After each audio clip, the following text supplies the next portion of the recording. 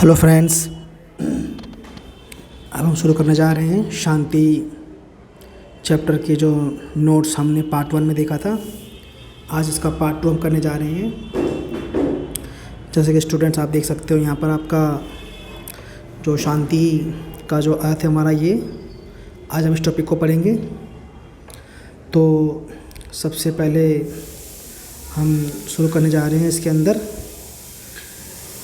पहला पॉइंट आपका इसमें है स्टूडेंट्स, सामान्यतः शांति का अर्थ युद्ध ना होने से लिया जाता है। दो देशों के बीच हथियारों के साथ आमना सामना होना युद्ध कहलाता है, जबकि रवांडा या बोस्निया में ऐसी स्थिति नहीं थी, लेकिन शांति का अभाव था। माने आए दिन वहाँ पर युद्ध होता ही रहता था और इस युद्ध में वहाँ के काफ़ी लोग मर जाते थे, उनको मार दिया जाता था वहाँ के कुछ हिंसक मनुष्यों द्वारा। सेकंड पॉइंट है, शांति को हम हिंसक संघर्षों के अभाव के रूप में भी देख सकते हैं। तो ये हमारा दूसरा पॉइंट है स्टूडेंट। तो इसमें हमारा आज हम देखेंगे जिसके अंदर हम जाति, वर्ग, लिंग, उपनिवेशवादी, सांप्रदायिक किसी भी प्रकार का संघर्ष ना होना आदि आता है। अब हम बात करते हैं स्टूडेंट्स, आगे हमारा जो नेक्स्ट हमारा है वो है हमारा संरचनात्मक हिंसा को जो विभिन्न रूप हम देख सकते हैं उसके अंदर, वो आज हम देखेंगे। तो सबसे पहले स्टूडेंट हमारा आता है पॉइंट नंबर 1, जातिगत व्यवस्था पर आधारित। अब ये जो हमारा पॉइंट है स्टूडेंट्स, ये वाला, इसमें क्या है, इससे क्या होता है, जिसे हमारे संविधान द्वारा समाप्त किया गया है, क्योंकि कोर्ट ने स्वयं बताया था कि ये इतना अच्छा नहीं है, ये बहुत ही खतरनाक हो सकता है किसी भी समाज के लिए। तो इसे समाप्त कर दिया गया। जाति प्रति की स्थिति काफ़ी खतरनाक पैदा हो जाती है। दूसरा पॉइंट स्टूडेंट हमारा है हमारा पितृसत्ता पर आधारित। क्या है ये, जिसे निम्नलिखित कानून बनाकर समाप्त कर दिया गया था, जो कि बेकार था, किसी काम का नहीं था। थर्ड पॉइंट हमारा स्टूडेंट हमारा अगला आता है, जो कि हमारा उपनिवेशवाद। यूँ तो समाप्त हो गया, परंतु अस्तित्व आज भी कायम है। उपनिवेशवाद का शोषण आदि इसके उदाहरण हैं। अब स्टूडेंट्स हमारे सामने आते हैं उपनिवेशवाद होता क्या है।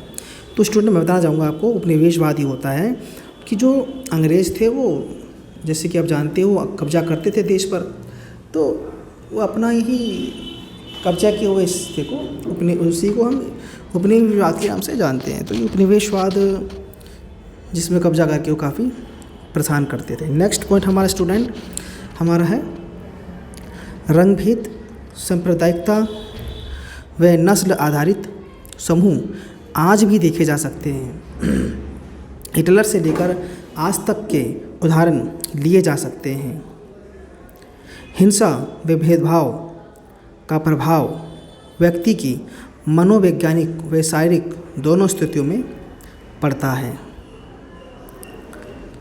आगे बढ़ते हैं स्टूडेंट। अब हमारा नेक्स्ट पॉइंट हमारा है यहाँ से हिंसा की समाप्ति।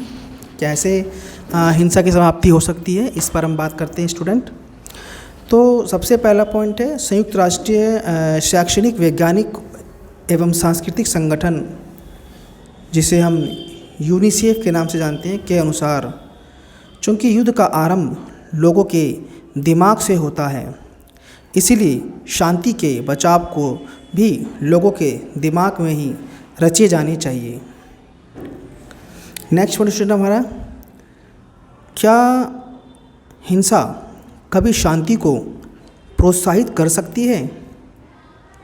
क्या हिंसा कभी शांति को प्रोत्साहित कर सकती है? स्टूडेंट ये तो पढ़ने में ही समझ में आ रहा है कि हिंसा से शांति कैसे कैसे प्रोत्साहित करेगा। वैसे तो हिंसा बहुत खतरनाक होती है स्टूडेंट, लेकिन कुछ हद तक हिंसा से शांति भी आ जाती है, लेकिन यहाँ कुछ और ही मामला है। तो पढ़ते हैं स्टूडेंट, इसका क्या है। यूँ तो हिंसा अपने पीछे मौत व बर्बादी की श्रृंखला छोड़ जाती है, परंतु फिर भी योजनाबद्ध तरीके से इसमें सहायता प्राप्त होती है हमको, जैसे कि गांधी, मार्टिन लूथर, ये कुछ ऐसे लोग जिन्होंने हमें शांति का वो बताया। और नेल्सन मंडेला आदि के उदाहरण दिए जा सकते हैं, जो कि शांति का सबसे बड़े ज्ञाता माने जाते हैं। आगे बढ़ते स्टूडेंट। शांति और राजसत्ता। हर राज्य अपने को पूर्णतया एवं सर्वोच्च इकाई के रूप में देखता है। शांति के लिए स्वयं को बृहत्तर मानवता के रूप में देखना होगा। पॉइंट 2, नागरिकों पर बल प्रयोग को रोकना होगा। लोकतंत्रीय शासन प्रणाली द्वारा ही यह संभव है। नेक्स्ट पॉइंट स्टूडेंट, शांति कायम करने के विभिन्न तरीके। राष्ट्र को